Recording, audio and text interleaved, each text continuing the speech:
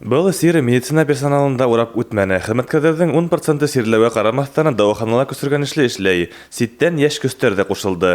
Башкорт дәүләт медицина университеты ординаторлары, 1-5 курс студентлары Сибай медицина колледжынан кызлар егетләр белгечләргә ярдәм күрсәтә. Мы приехали на 3 недели, работаем помощниками врачей-терапевтов, помогаем в поликлинике.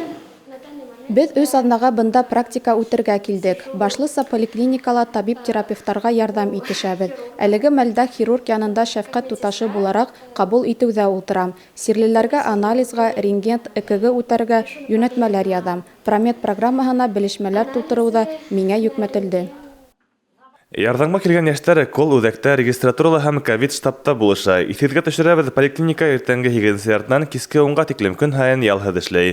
Медицина хеҙмәткәрҙәре киске 9-га тиклем саҡырыу буйынса өйҙәргә лә барып ауырҙарҙы ҡарай. Балалар поликлиникаһы киске 8-га тиклем сирлеләрҙе ҡабул итә. ПЦР лабораторияһы тәүлек әйләнәһенә эшләүгә күсте. Вируслы инфекция йоҡтороусылар айырым фильтрҙа бүлектә ҡарала. Өйҙәргә йөрөп хеҙмәтләндергән күсмә бригадалар да бар.